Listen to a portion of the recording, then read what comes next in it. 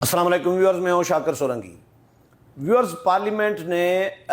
P T I کے حامی ججز کے پلان پر پانی پھیر دیا ہے۔ مخصوص نشستوں سے متعلق جو فیصلہ دیا گیا، پی ٹی آئی کو بن مانگے مخصوص نشستیں دی گئیں، کیس نہیں سنا گیا، پی ٹی آئی نے مانگی بھی نہیں۔ پی ٹی آئی کے وکلاء کہتے رہے کہ بھائی پی ٹی آئی کو نہیں دی جا سکتی، اور اس کے باوجود ان کو مخصوص نشستیں دے دی گئیں۔ اس کو ہوا میں فائر سمجھا جا رہا ہے کہ بھائی خلائی ایک خیالی جو ہوتا ہے انصاف، کیونکہ ریکارڈ میں پی ٹی آئی تھی نہیں، اور درخواست سنی اتحاد کونسل کی انصاف اور ریلیف دے دیا گیا، پی ٹی آئی کو فائدہ دے دیا گیا، پی ٹی آئی کو وہ بھی کہانیاں سامنے آ رہی ہیں۔ تو آج پارلیمنٹ نے، قومی اسمبلی نے الیکشن ایکٹ ترمیمی بل 2024 منظور کر لیا ہے، اور اس میں سپریم کورٹ کے فیصلہ جو ہے سمجھیں وہ غیر مؤثر ہو جاتا ہے، کیونکہ نیا قانون بن گیا۔ اب یہ نافذ العمل کب سے ہوگا؟ یہ نافذ العمل یقیناً ماضی سے کریں گے، اس فیصلے سے پہلے کریں گے، 2024 کے الیکشن سے پہلے سے۔ تو ب یہ بل جو ہے آج منظور ہوا ہے، اور پی ٹی آئی نے شور شرابہ کیا، ہنگامہ کیا۔ وزیر قانون جو ہیں انہوں نے بھی اس پر بات کی ہے، اور انہوں نے کہا کہ بھی یہ آئین اور قانون کے مطابق یہ بل جو ہے، جو رولز ہیں، جو پروسیجر ہے جو پارلیمنٹ کا بل منظور کرانے کا، بالکل وہی اڈاپٹ کیا گیا ہے، اور پارلیمنٹ کا یہ حق ہے، رائٹ ہے کہ وہ کوئی بھی بل، ترمیمی بل جو ہے وہ منظور کر لے۔ علی محمد خان نے اس میں ترامیم پیش کی، لیکن ان کی ترامیم مسترد کر دی گئی اکثریتی رائے کی بنیاد پر، اور پی ٹی آئی نے شور شرابہ کیا، ہنگامہ کیا، اپنی نشستوں سے نکل کر اسپیکر کی ڈائس کے سامنے آ گئے، کاپیاں ایجنڈے کی پھاڑ کے اسپیکر کی ڈائس کی طرف پھینکیں، اسپیکر ڈائس کا گھیراؤ کیا، نعرے بازی کی۔ یہ سارا کچھ جس طرح ہنگامہ ہوتا ہے پی ٹی آئی کرتی ہے، اور ہر اپوزیشن کرتی ہے، ویسے پی ٹی آئی صرف نہیں کرتی، لیکن اپوزیشن ساری احتجاج اپنا کرتی ہے، گھیراؤ بھی کرتی ہے، کاپیاں بھی پھاڑتی ہے۔ تو آج جو کارروائی ہوئی اس پہ میں تھوڑا سا بتا دیتا ہوں، اور اس بل میں ہے کیا اور آگے ہوگا کیا یہ بھی بتاؤں گا۔ اپوزیشن نے ایوان میں نعرے بازی بھی کی، اور حاجی امتیاز کو رہا کرو کے نعرے بھی لگائے۔ الیکشن ایکٹ ترمیمی بل جو ہے زیر غور لانے کے لیے تحریک ایوان میں نے منظور کی، اور تحریک بلال اظہر کیانی نے پیش کی۔ یہ بلال اظہر کیانی کا بل تھا، نجی ممبر، پرائیویٹ ممبر ڈے پہ پیش ہوا تھا منگل کو، اور آج پھر منگل کو ہی منظور کیا گیا ہے۔ حکومت نے اس کی حمایت کی ہے، پہلے قائمہ کمیٹی سے منظور ہوا تھا، پارلیمانی امور کی قائمہ کمیٹی سے، اس کے بعد آج قومی اسمبلی سے ہو گیا ہے، اب سینٹ سے بھی منظور ہوگا۔ اس کے بعد یہ صدر مملکت کو جائے گا دستخط کے لیے، اور دستخط کریں گے آصف علی زرداری صاحب صدر مملکت، تو پھر اس کے بعد یہ پراپر قانون بن جائے گا۔ علی محمد خان نے یہ بھی کہا ہے کہ ہم چیلنج کریں گے، چیلنج تو کریں گے، لیکن لڑائی بڑھنی ہے، لڑائی بڑھنی ہے عدلیہ، سپریم کورٹ اور پارلیمنٹ کے درمیان۔ جو مجھے نظر آ رہی ہے کس طرح کی لڑائی ہوگی وہ بھی میں بتا دیتا ہوں۔ اچھا، اپوزیشن اراکین نشستوں سے باہر نکل آئے اور بل کی کاپیاں پھاڑ کر اسپیکر ڈائس کی طرف پھینک دیں۔ اپوزیشن کا ہنگامہ اور احتجاج جاری تھا، اور وزیر قانون نے اپوزیشن کی ترامیم کی مخالفت کی، علی محمد خان نے پیش کی تھی۔ علی محمد خان نے کہا کہ جی اس قانون سازی کے ذریعے حکومت سپریم کورٹ پر حملہ آور ہو رہی ہے، ہم اس قانون کے خلاف سپریم کورٹ جائیں گے، عدالت اسے مسترد کر دے گی۔ اعظم نذیر تارڑ نے کہا کہ جی قانون سازی آئین کی روح کے عین مطابق ہے، اور یہ پارلیمان کا اختیار ہے۔ ان کے 81 لوگوں نے حلف نامہ داخل کروایا تھا کہ ان کا تعلق سنی اتحاد کونسل سے ہے، تحریک انصاف سے نہیں ہے۔ آج یہ اپنے حلف ناموں سے مکر رہے ہیں، اور 2 ججز کے اختلافی نوٹ میں تمام وجوہات جو ہیں درج کر دی گئی ہیں۔ تحریک انصاف نے خود بھی یہ نشست سنی اتحاد کونسل کو دینے کا مطالبہ کیا تھا، یہ وزیر قانون کہتے ہیں، اور اس کے علاوہ قومی اسمبلی نے اکثریت رائے سے جو ہے علی محمد خان کی جو ترامیم تھی وہ مسترد کر دی اور یہ بل منظور کر لیا ہے۔ اب یہ ہے کہ اس بل میں تین جو چار چیزیں ہائی لائٹ کی گئی ہے۔ وزیر قانون نے کہا ہے کہ یہ بل نیا نہیں ہے، نئی قانون سازی ہم نہیں کر رہے سپریم کورٹ کے فیصلے کے بعد، یہ جو آلریڈی الیکشن ایکٹ 2017 موجود ہے اس میں کچھ چیزیں واضح کر رہے ہیں تاکہ سپریم کورٹ کی بھی رہنمائی ہو، کیونکہ قانون سازی تو پارلیمان کا حق ہوتا ہے اور یہ سپریم کورٹ کا حق نہیں ہوتا۔ تشریح سپریم کورٹ کر سکتی ہے، یہ اختیار سپریم کورٹ کو دیا گیا ہے، لیکن نئی قانون یعنی نیا آئین تخلیق نہیں کر سکتے۔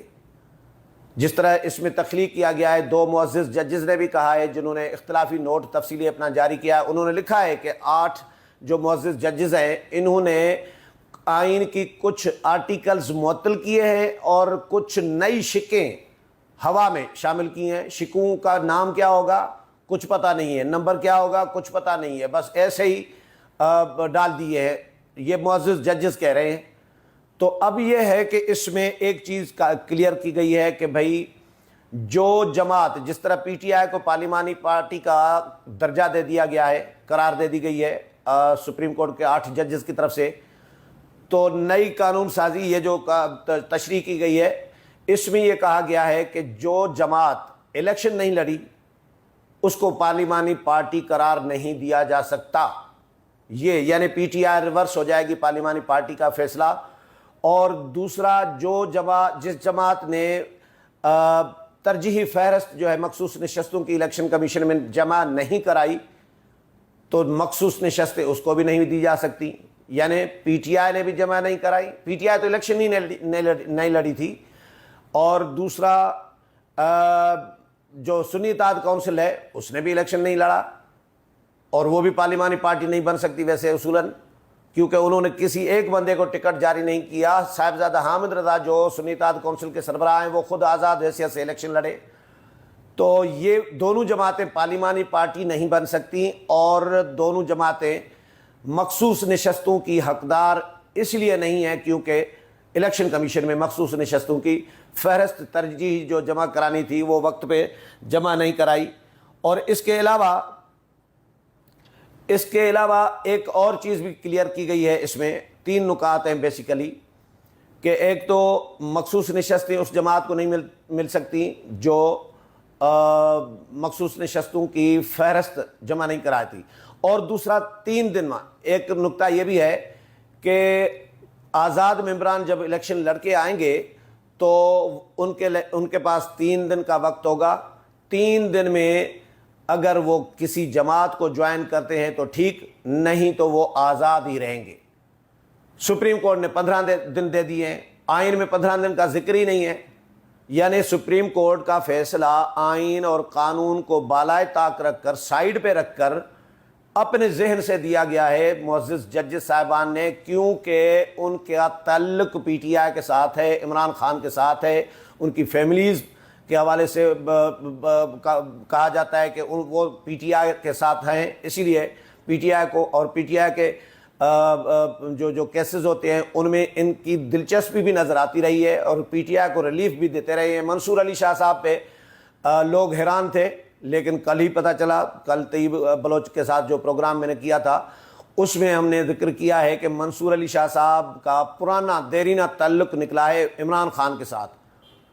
1990 کی دہائی میں، تقریباً 96 میں شاید 90 کی دہائی میں منصور علی شاہ صاحب ینگ وکیل تھے، تو اس وقت انہوں نے جو شوکت خانم فنڈ چوری کیس ہے اس میں عمران خان کی اور ان کی فیملی کی جو ہے وکالت کی ہے،